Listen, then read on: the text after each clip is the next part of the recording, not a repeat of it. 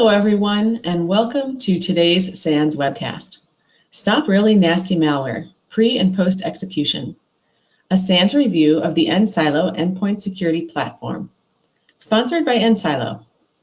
My name is Carol Auth of the SANS Institute, and I will be moderating today's webcast. Today's featured speakers are Dave Shackelford, SANS Analyst, Instructor, and Course Author; Roy Catmore, enSilo CEO; and Randy Potts, Real-Time Resolutions CISO. If during the webcast you have any questions for our presenters, please enter them into the questions window located on the GoToWebinar interface at any time. Please note that this webcast is being recorded, and a copy of the slides and recording of this webcast will be available for viewing later today and can be found on the SANS registration page. And with that, I'd like to hand the webcast over to Dave. Thanks, Carol, and thanks everybody for joining us today. We're excited to be here, and of course, I think the title of this webcast probably sets the stage pretty well, right? We're specifically looking at the enSilo Endpoint Security Platform, and we're looking at it, of course, through the lens of a security analyst that has a need to stop really nasty malware.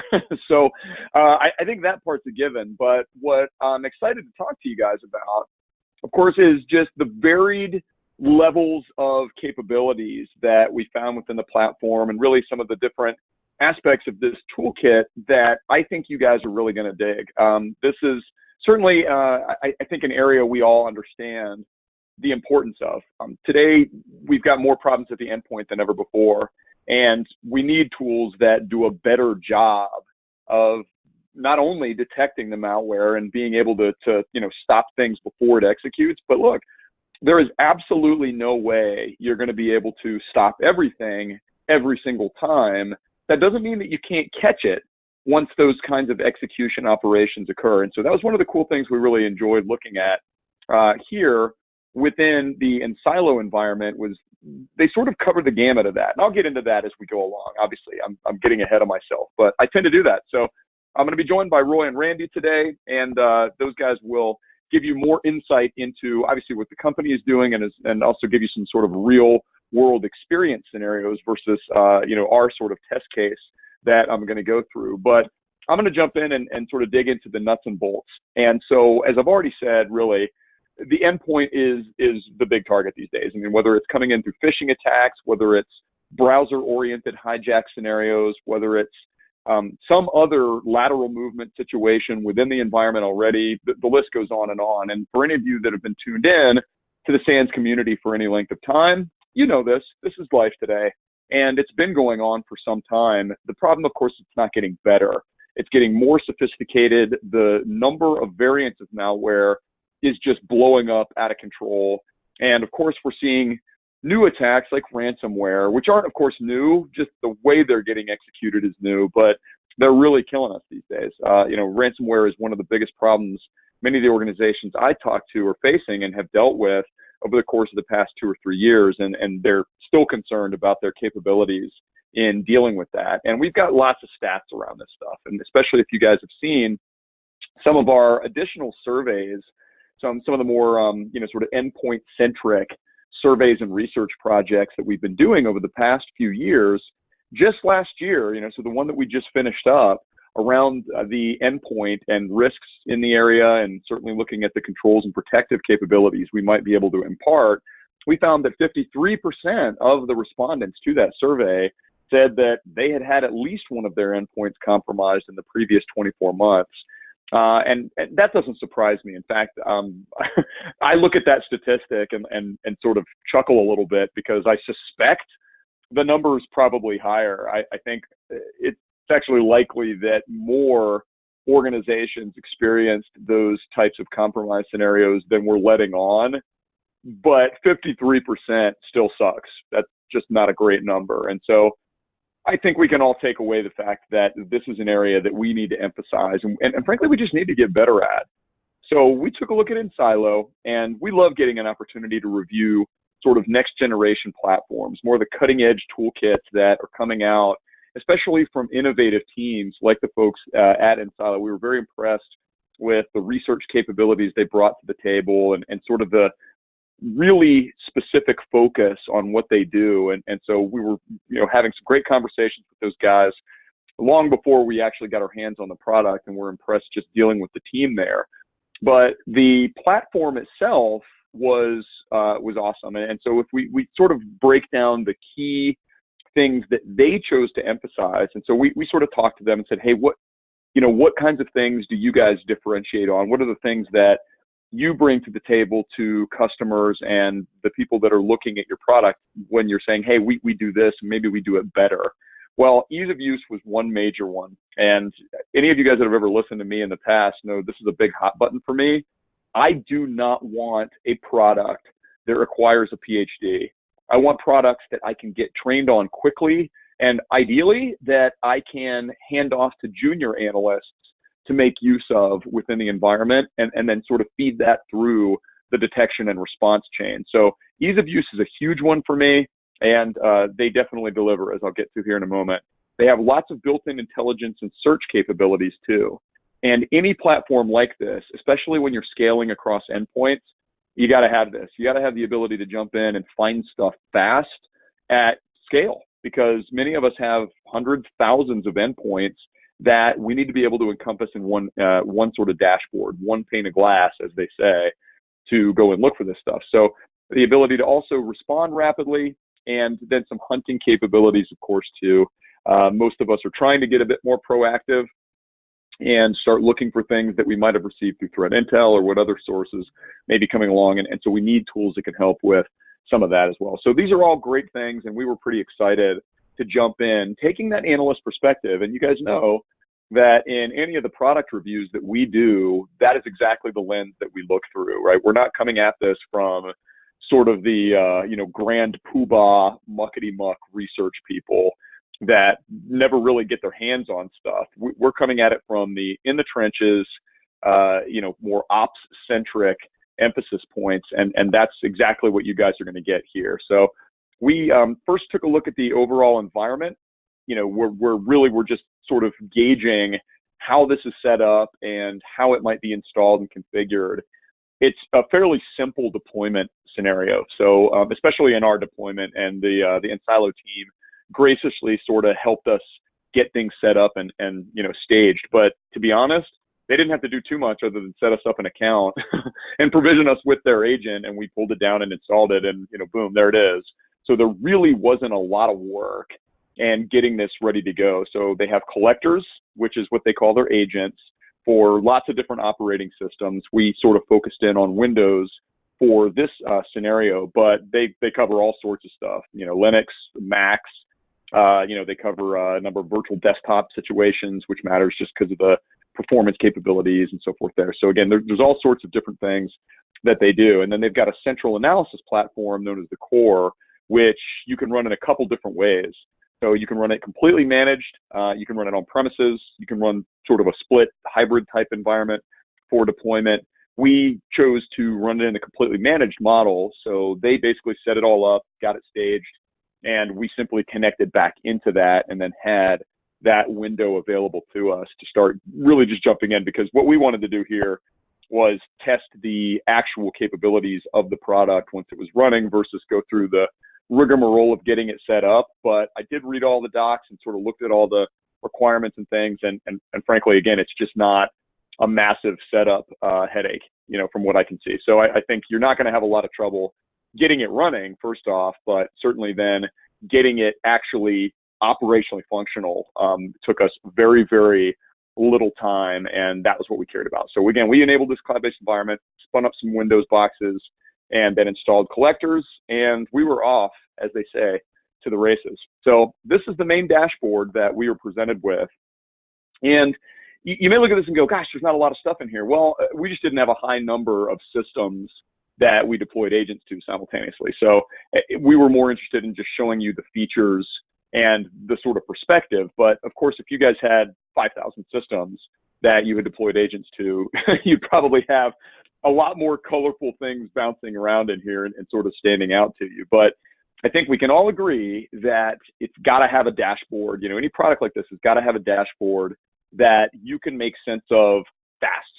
There's no sort of hidden stuff in here that is critical. You can find everything you need fast. And I'm going to be digging through this in just a moment, and I'll explain the different pieces and parts. But you can see very quickly, we've got security events. We've got things that are being targeted explicitly in terms of malware executables and so forth. So those are popping up. We've got different types of communication that we saw. So there's different apps that are being really profiled by enSilo, and those get detected and included here. We've also got destinations for all of our outbound traffic. And so, yeah, we've got a couple of them that, sort of spun up. We've got, real live malware getting detonated as part of this review. And most definitely things we're trying to go to places we don't want communications to head out to here. And then, of course, we just have the collectors and the cores over on the right-hand side. And so, again, pretty simple scenario for us in this case. But the dashboard matters, especially if you've got a team that's going to be looking at this all the time in the stock. And they need to be able to have something that is meaningful and sort of, as I describe, clickable. And this is eminently clickable. It's easy to get in. It's easy to find the things you need. And it's also easy to go from the dashboard into the specific areas that you really want to look at. So we'll get into those, of course, right now. We're going to start digging in. So here's us essentially just going to see what's running. And so this is more operational, and I won't spend much time on it, but at a glance, I can see my cores, and I can see, any sort of event aggregators and things. They've got a sort of multi-tier architecture if you need that. So for larger deployments, they have some different options that you can use. Obviously, we don't need that. So we've just got a core and some collectors, and we're good.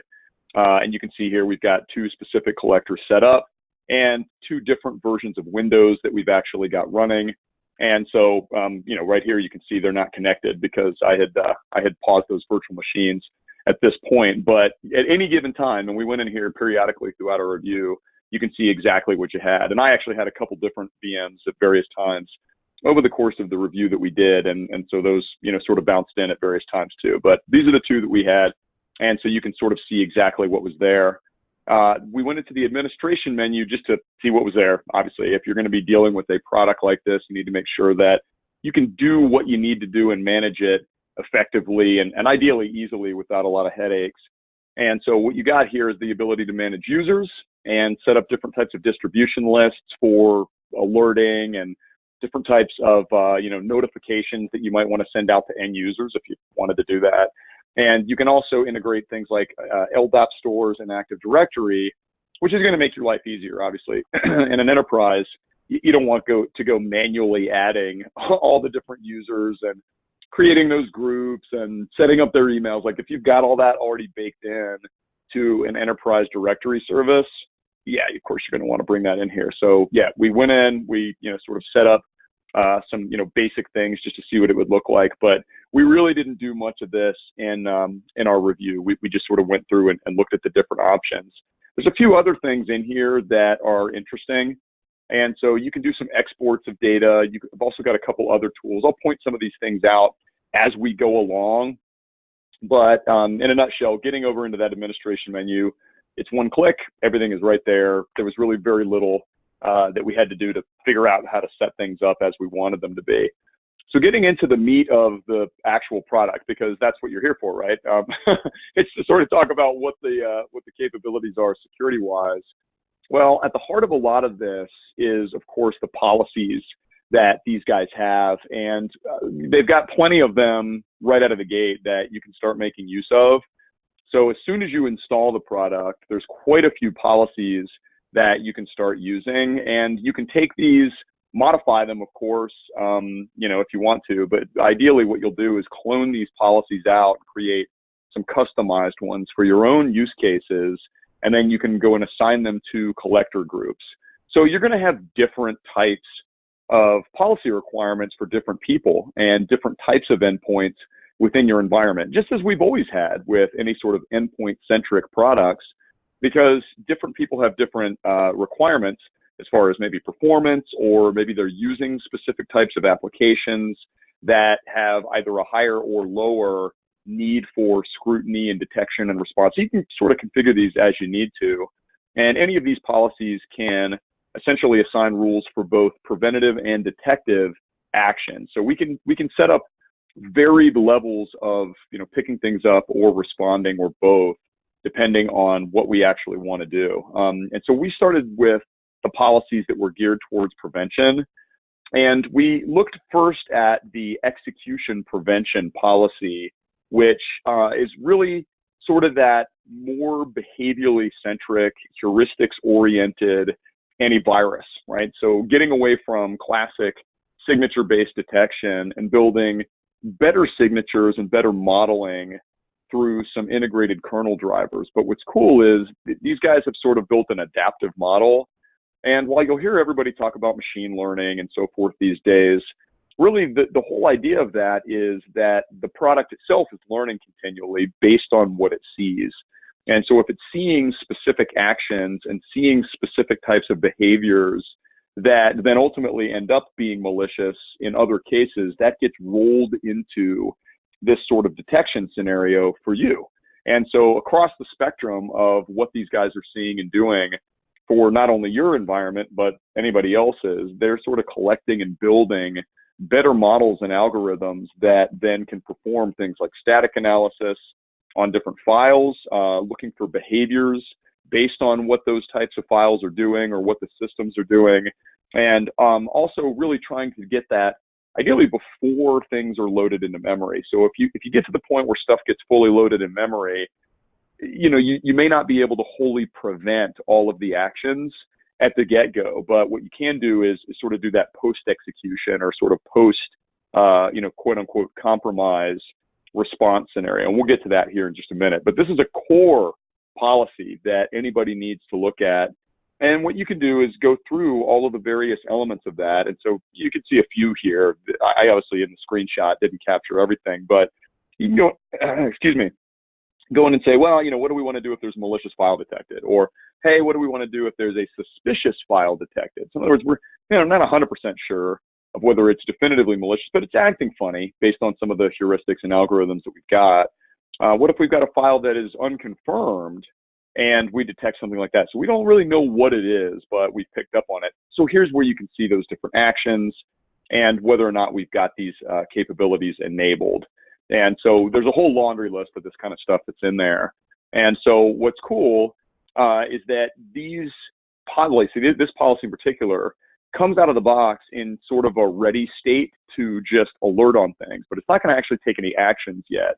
So for any of you that have set up things like intrusion prevention systems or things like DLP, you always start in learning mode and just let yourself know what's going on before you flip things over and start actually blocking. And that's exactly the point, right? You don't want to shoot yourself in the foot in a deployment scenario, and that's exactly the approach these guys took. So, hey, I can go push out the agent, I can get things running, and just know what's happening without inherently causing problems in the case that maybe there's a false positive or something that's going on in the environment based on some weird application. I mean, stuff happens. So I like that they start that way, and then you can go and sort of flip it over into protection mode. But I'll get to that again in a minute. Some of this stuff is going to get past the first line of defense.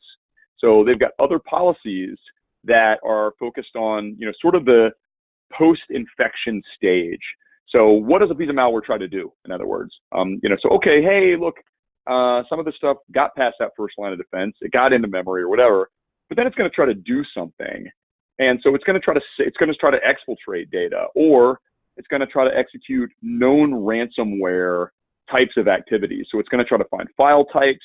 It's going to start trying to change the model of those file types to encrypt them or do something that you don't want. And so those are, we sort of call secondary stage infection scenarios that these guys have an entire set of policies around as well. So we dug into some of those, of course.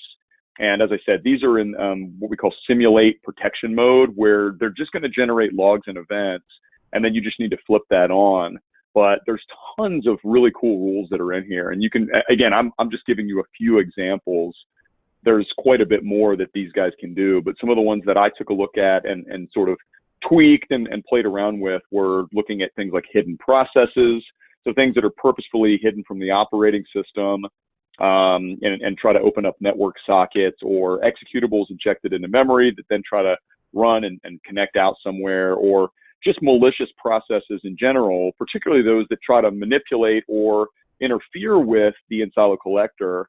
So stuff that goes, hey, uh-oh, I've got an endpoint security product here. Let me try to make a change to it, or sort of circumvent it in some way. They can pick up on a lot of these things too. And so there's a whole slew of these kinds of capabilities there. And so we went in, played around with some of the policies, and then ultimately enabled these policies on the collectors that we had. And then we started causing trouble for ourselves. So I'll give you a couple examples of some of the different things that we ran as we go along. But we went in and took a look at the events dashboard. And the first view that you can do, you have a couple different views that you can choose to select within this. The first one's the device view that just shows all of the events specific to a device. And so if I said, hey, I've got this one system that I want to be able to take a look at and see what's going on with, this is the place to do so.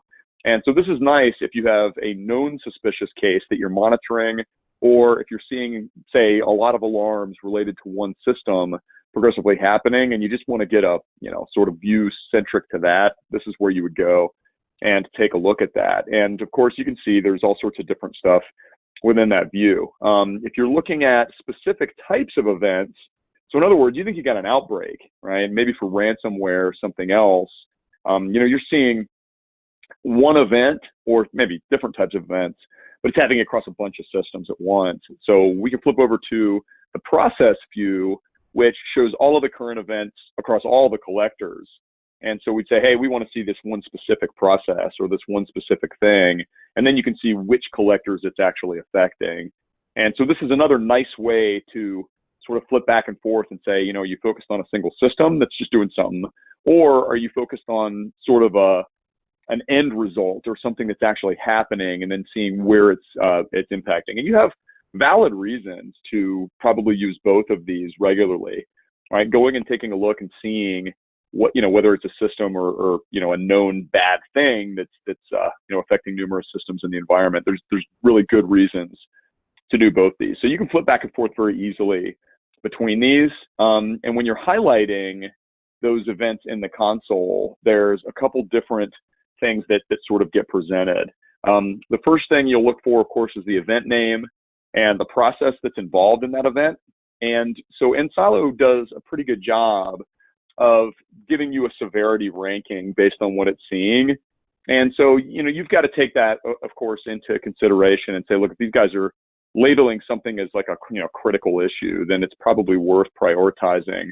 If it tries to go somewhere else, so if you've got a piece of malware that's trying to get out of the system and go other places, you can see the destinations that it's trying to reach. And then, of course, you've got timestamps, updates that the collector might be reporting on. So I'll just flip back real quickly and you can see, there's all sorts of fun stuff that is present there. And I don't have any of that broken out. It's sort of grouped here. So you've got to, sort of go a little bit further in opening up some of these, these windows to see this. I sort of have a consolidated view showing here, but, you can see I had one thing trying to go out to 27 different destinations.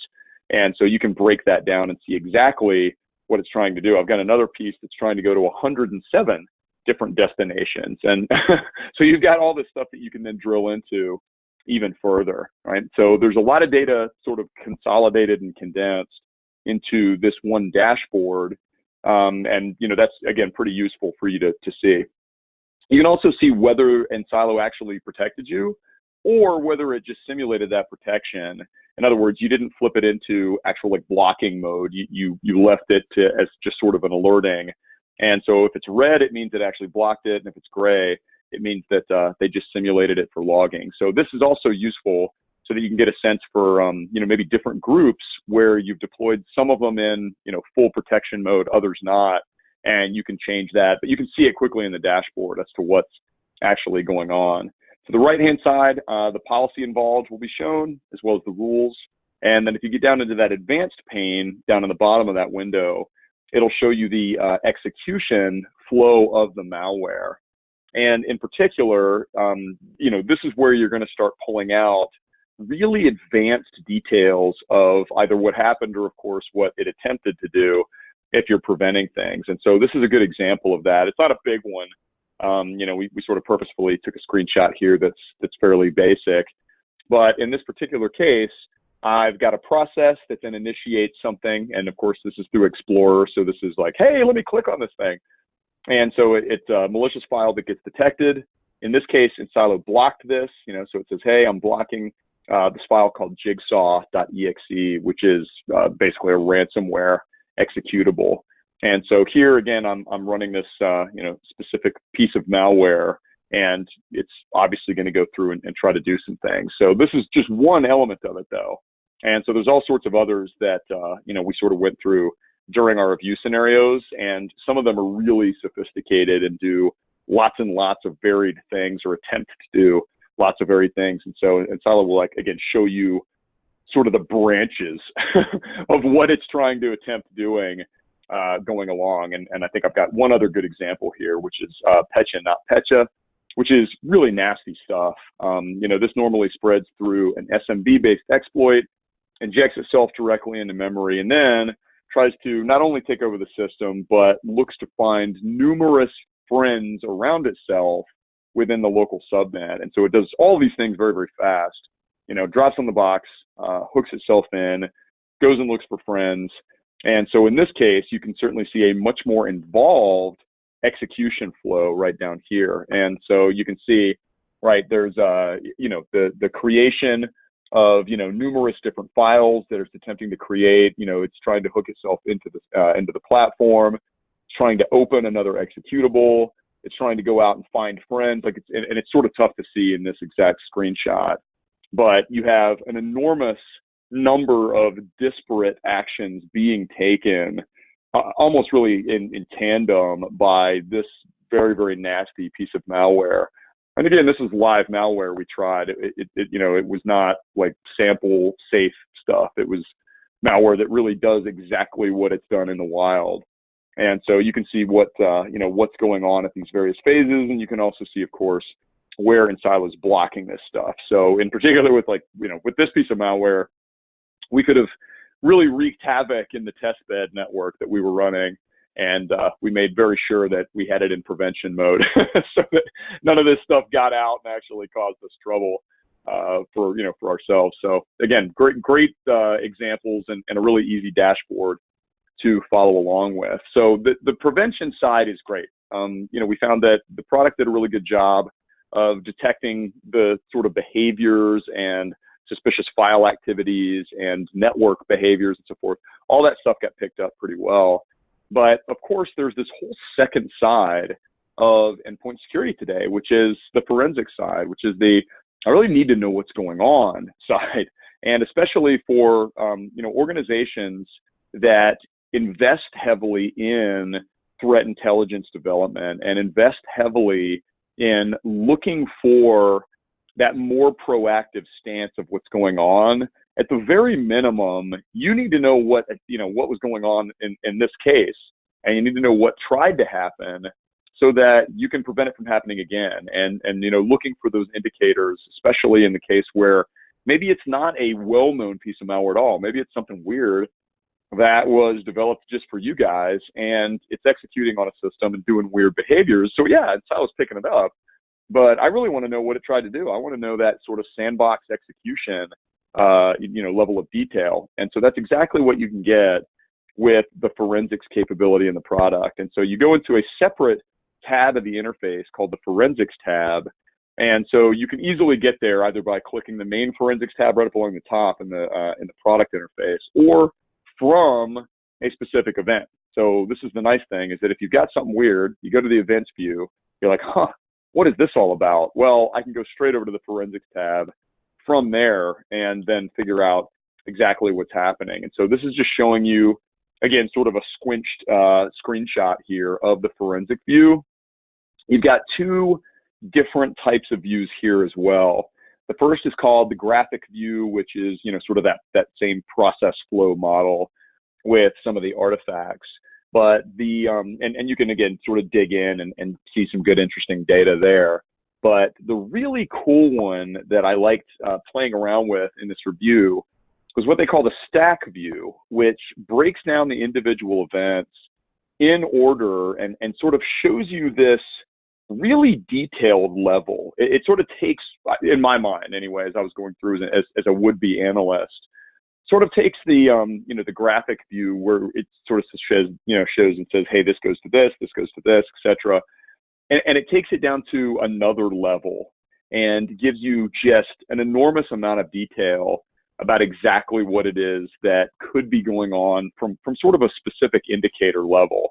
And that's what you need. That's really where I think forensics professionals or, the SOC can get down and say, okay, what do I need to pull away from this thing? What's actually happening here? We've got source processes, we've got target processes, we've got, all these details that we can follow through and say, here's the exact file name, here's details about the file, here's what leads to the file being triggered, here's the entire sort of process piece and part, that you need to be cognizant of in any sort of malware outbreak scenario.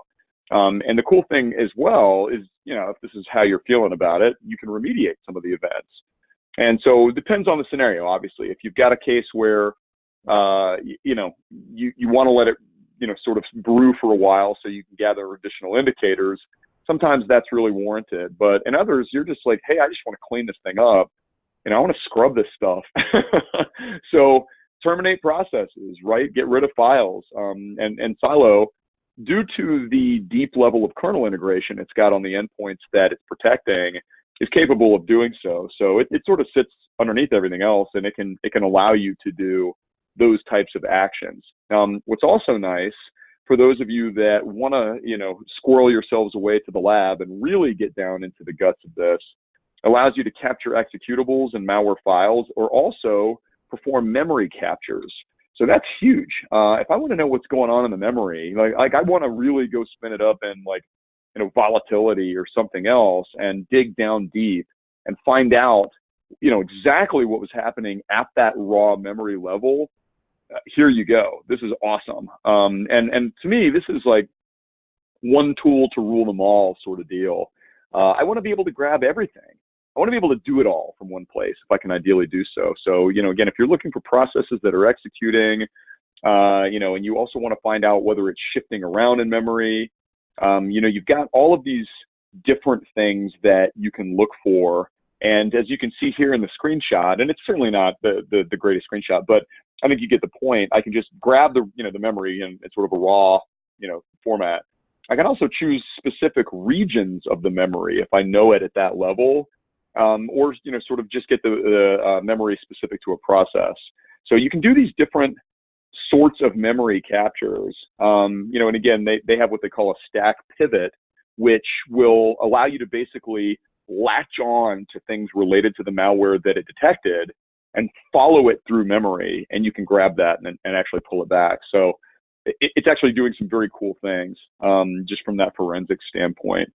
And so, as we're sort of starting to wrap up, I'll sort of bring it back around to some of the other additional tools that they make available to you within the product. And one of those, of course, was, the threat hunting toolkit and capabilities. And those are built right into the forensics pane. You don't need to, go spin out somewhere else. But if you find any malware files, it'll get hashes, and it'll generate hashes in a format that can be submitted directly to VirusTotal if you want to do that.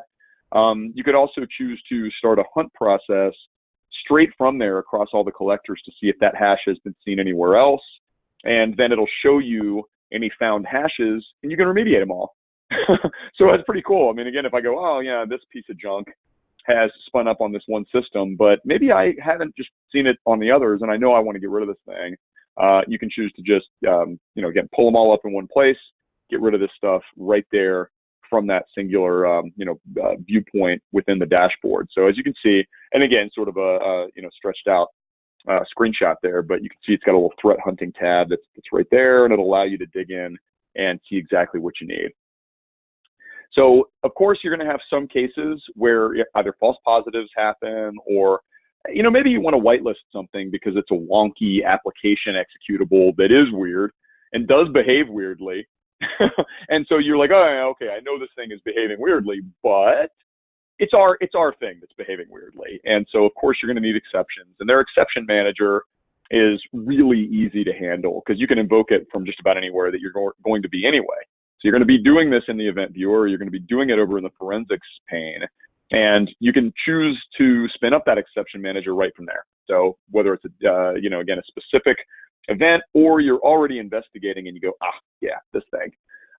What you can do is go in and then sort of say, okay, I want to be able to select some attributes of this thing. I want to actually see, how I can sort of manage the exception going forward. Let me just sort of show you what that looks like. When you create an exception, you can say, I want it to apply to, this, or this, right? So I can choose whether it's an executable, this thing, or I want to choose, specific types of destinations, whether it's, all internal destinations. You've got all these different criteria you can put in place.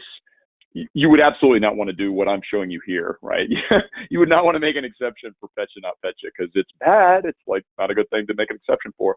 But all this is really doing is serving to illustrate that there are numerous factors, whether it's memory, whether it's an executable, whether it's the path, whether it's, just the destinations you're focusing on. You've got a lot of ways to apply these things, which of course is what you're after. You want some flexibility in how you create those things. And my final piece that I'll describe to you, which again was sort of cool. I really liked just having this, felt like sort of just like an extra piece that the folks at enSilo gave us. It basically looks at all the stuff that's running, and you can see here that there's plenty of things that are probably completely legit from an application standpoint. We've got Internet Explorer, we've got different clients potentially that are running. Maybe we've got other types of browsers, whatever it is, right? So it looks at apps that are running on the system. Anything trying to establish a network socket and communicate outbound, it grabs that and does a sort of simplistic but nonetheless cool reputation analysis on that app and where it's trying to go, and gives you sort of a ranking or a risk score that comes back to say, hey, this is something that doesn't look right for what it is. So it's a browser that's trying to go to X, or it's an app that's trying to go to Y. And that's, sort of useful if you're just trying to get a sense of what things people are running. And to me, I can also say, hey, look, this is something that maybe ties in with malware events where a particular app is getting hijacked or being used in a way that's not normal. And then that would show up here too. And so you can sort of get a sense of just the network behaviors that are tying in on the endpoint, either directly in connection with other malware-oriented behaviors and events that are occurring, or just simply to see what's happening and get a sense of, sort of normal versus not so normal behaviors there as well. So let me just wrap up here very quickly and say that we found this to be a very robust product. We really found a lot of useful things in here. The platform was easy to get started with. The dashboards were great. We thought that the policies were easy to use and apply. The forensics tools were right there at our fingertips. We could jump straight over to those. The remediation was another bonus. Really liked the ability to do memory captures and so on. And, that visualization of the malware execution, not only was it sort of nice visually, and I mean, again, I know there's, plenty of stuff happening in the community, in the security community, that sort of says, hey, we need better visualization of things. We get that. But I need the visualization to be useful, right? I don't just need it to be a pretty picture. I need it to be a pretty picture that also allows me to sort of drill down or potentially take a part of that execution flow and go somewhere else to perform additional activities directly from it. So I need that to be not just pretty, but also functional. And that was exactly what we found here. So we were impressed, really had a great time going through this review. And with that, I'm going to hand it off.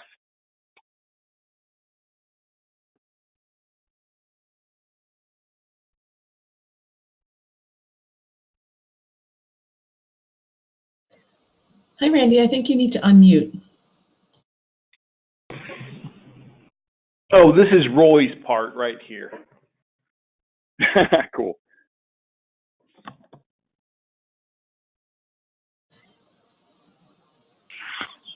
So I'll jump in. Thank you for the nice segue. First, I'm happy to be here, and thank you for the very, very compelling and comprehensive review, David. Really appreciate that. A few words about the company. My name is Roy Catmore. I'm the CEO, founder of enSilo. We're headquartered in San Francisco with offices in London and Israel for R&D. The company grew pretty fast in the last 3.5 years, almost tripling year over year for the last 2 years, and with a lot of thought leadership around that. Let's move forward to the next slide. I wanted to discuss a few case studies of this solution. So just to recap kind of the enSilo value proposition, enSilo is a pre and post infection. That means it's a multi-tier. So we have a next-gen AV as a filtering out and a post-infection protection, which basically is indifferent to the infiltration method. So in our case, even if you want to talk about the day-to-day use case, which, by the way, brought us a lot of customers, was WannaCry.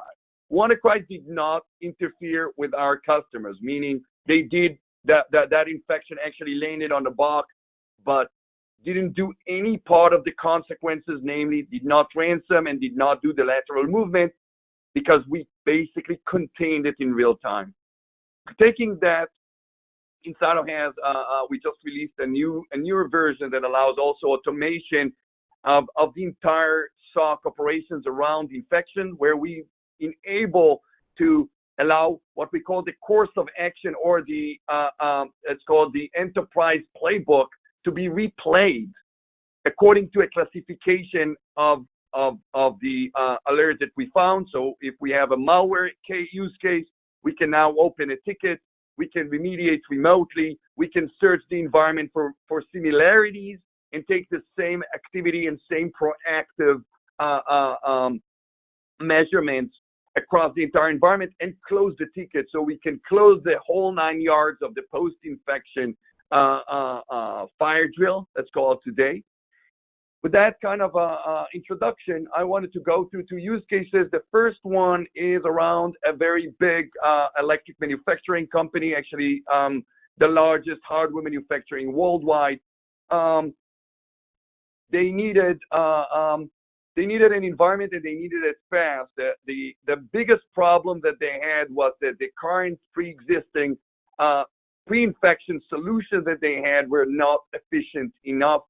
And on top of that, because of the manufacturing nature of that vendor, they have a lot of legacy system, meaning old systems that needed to stay there as Windows XPs with no service packs. And that's kind of the day-to-day scenarios these guys are running through, because they have legacy systems that require these systems to be in place.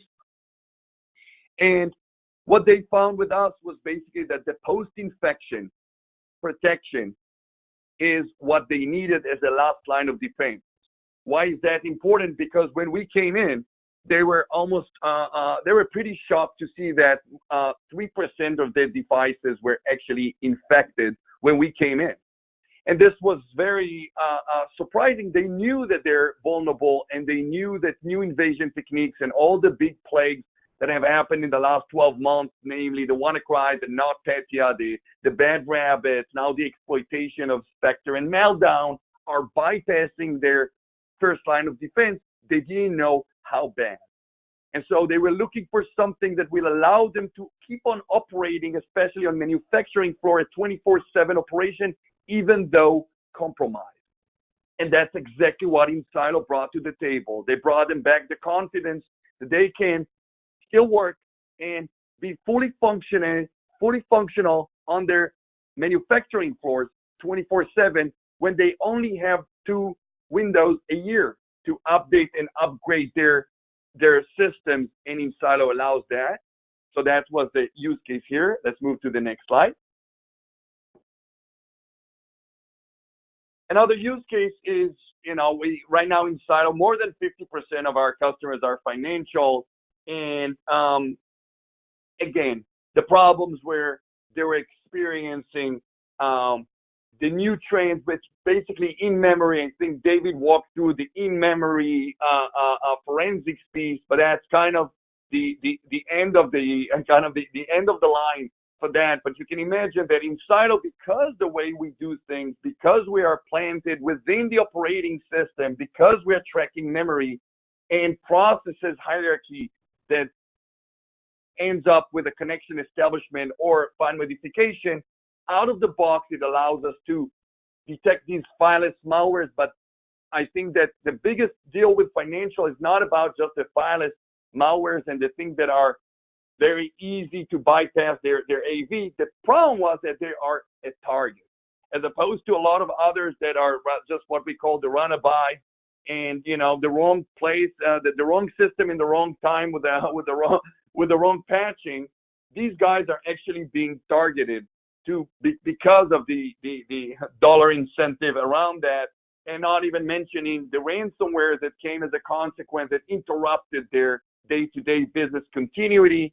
And of course, the idea was, again, certain systems, the transactional system, so you can imagine what kind of a financial services that is, but they needed something that will allow them to contain malwares in real time, even though compromised. Why do they need that? Because you can think about a transaction server that cannot be right now putting off the grid if it's compromised. It needs to keep on working. And how do you know which ones are actually the ones that are driven by customers and which ones are actually now driven by a malware that took control of some parts of that server? And this was the very enhanced use case. We came in as a last line of defense again, to be able to contain data, mostly to contain malwares and protect the data. And that was the first use case. But of course, when we came in, soon enough, they used a comprehensive defense and also replaced their first line of defense. And the idea was that they just couldn't stand the pace of the update of the first line of defense, and preferred it to be in a single endpoint deployment. And enSilo allows that without any additional installation. That means it's a checkbox, and that's the way it should be. If you're looking at an enterprise today, and a common enterprise will have at least 5 endpoint solutions, which means deployment and the ongoing maintenance. enSilo allows you to do this entire endpoint package in a single process, in a single pane of glass, and that also allows them to have a complete visibility of the attack and for the entire environment. And that was very important for them to know and understand. So these are the 2 use cases I wanted to go through. Let's move to the next slide.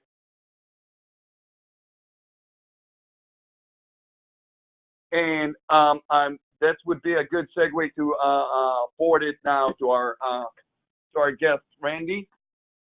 Hey, Roy, thank you. Yeah, so I've been a customer of enSilo since really mid-2016, coming up on almost 2 years, and the product has just been fantastic. They started at a really good point where the product worked really from the first day I used it.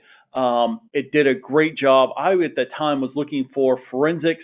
I was looking for EDR, and I was looking for a next-gen AV product. And, really, we did a POC with them. It was simple. It was straightforward. We got it deployed really quickly. And one of the big things I wanted was a lack of noise. And so it made it really easy with that kind of graphical view you saw there to see exactly what was being blocked and the context behind why it was being blocked. Everything within this tool is really easy. It's within a click or two. And so you can really easily kind of pivot, hey, I got an event. Let me go ahead and hop over to forensics. Hey, let me do some threat hunting. Really easy to get there. And then as you saw here, the forensics part of this is huge. Being able to pull the memory down, being able to see all the details around it. We also use them. I call them my forensics as a service. which is just to say that they really have a team of folks. I mean, you heard Roy, he's the CEO there. He's a really sharp guy. They got a Tomer's there, Udi's there. They have a forensics team where when things are beyond me, it's really easy to send it to them. So it's interesting that we were talking about Pecha today because for me it was Locky and digging into that, and it was, we'd catch something, we'd maybe take the endpoint offline, we'd get to it. It was a very manual process, and now, I mean, I look at an event from enSilo within a couple of seconds. I know if I need to escalate it to them or not, and then I'll escalate it to them and just kind of put it at the top of their stack of things to look at. Other tools, right, well, they just don't get to the meat of it. You have to spend a lot of time kind of digging around, looking for things. And that's what I liked. And I know my slide's kind of cutting off here, but really the big three for me were showing path to execution, being able to deal with like code script, fileless malware that's out there, and the really huge thing for me was just being able to grab memory, because that is kind of like the ultimate. We know exactly what we are dealing with. We can get to that level of analysis. All right, and that's all I had. I'm going to pass it back to Carol for Q&A. All right, well, thank you for that great presentation. We have some questions ready for the Q&A. However, if anyone has a question for our presenters, please enter it into the questions window now. Our first question looks like it's for Roy. What are the pros and cons of current pre-NGAV and post-infection EDR defenses?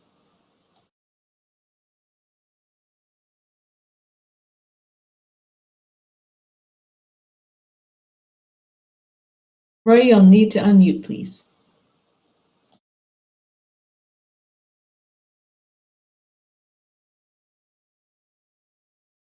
You're right. That's a double. The double mute is very confusing here. So yeah, I'm sorry for that.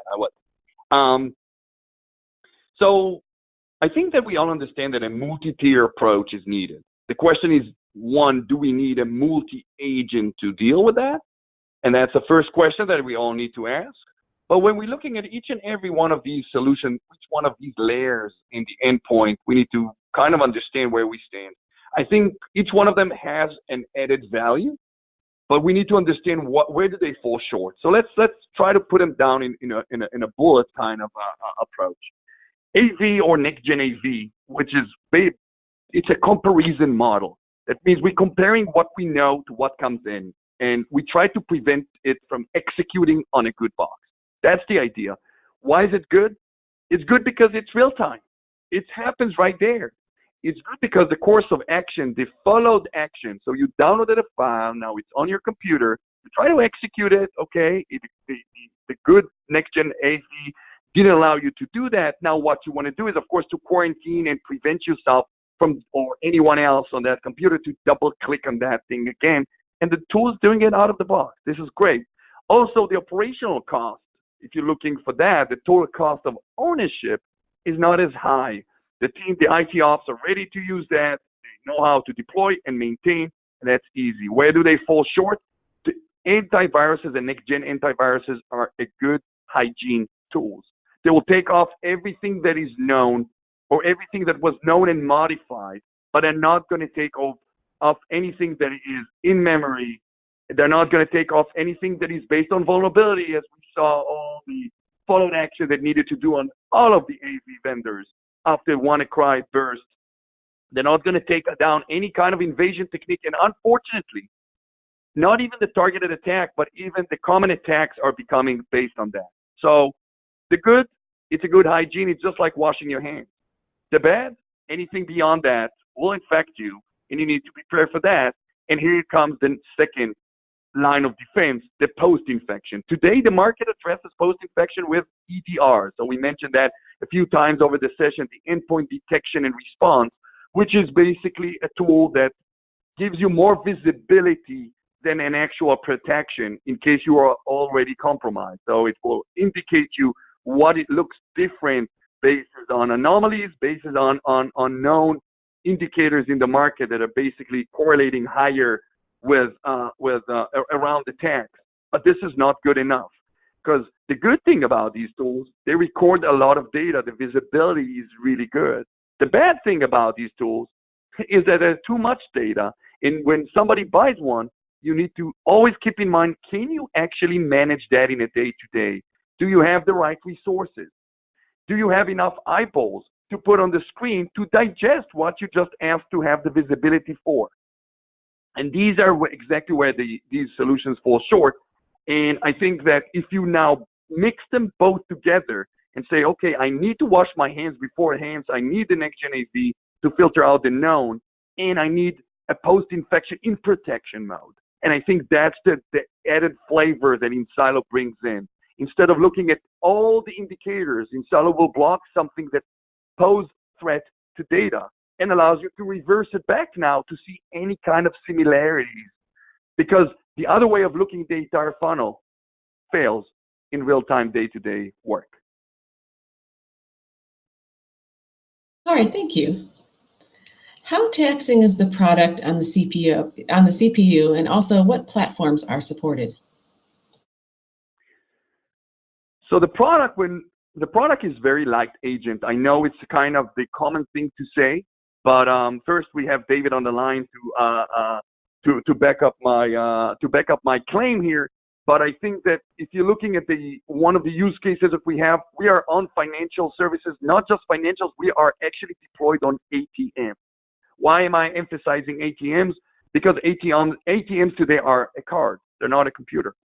And that means when you say light agent, we require 40 megs of RAM out of the host. That is all. That means that even a card that has 128 megs of RAM, that's all we need on the box. So this is for the requirement. Another reason I mentioned these ATMs is that unfortunately most of them are XP. And that takes me now back to the supported operating systems. We basically support any operating system in the last 18 years. That means from XP, not necessarily the Service Pack 3, all the way to the latest of Windows 10. And this is what we call a Windows collector. Same thing with a Mac, and same thing with a Linux. Anything basically from the last 18 years is supported, and that includes also VDI, the virtual desktop infrastructure. All right, thanks. Does enSilo support AIX? We do. Okay, thanks. Can I use enSilo as my only security agent, or should I complement it with other tools? Now, that's a very good question. enSilo will provide you anything that you need from a malware protection. That means the first and last line of defense built on a single agent. Now, whether you need to do more things for compliance, keep in mind that the EPP, the endpoint protection platforms of if you're looking at the traditional AV vendors or endpoint vendors, you're going to see that the platform might be richer than that. So if your compliance, for example, requires you to encrypt, enSilo does not allow you, is not there. So now the question is, what do you actually need to have on the endpoint? If you're looking for the best malware protection, which means prevention and protection pre and post, you don't need anything else for that use case. If you're looking for more of a compliance because you need an encryption, full encryption disk, or enSilo does not allow you that. So it really depends on the use case you need to serve.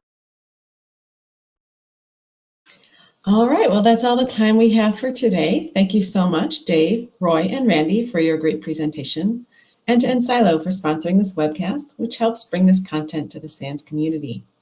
To our audience, we greatly appreciate you listening in.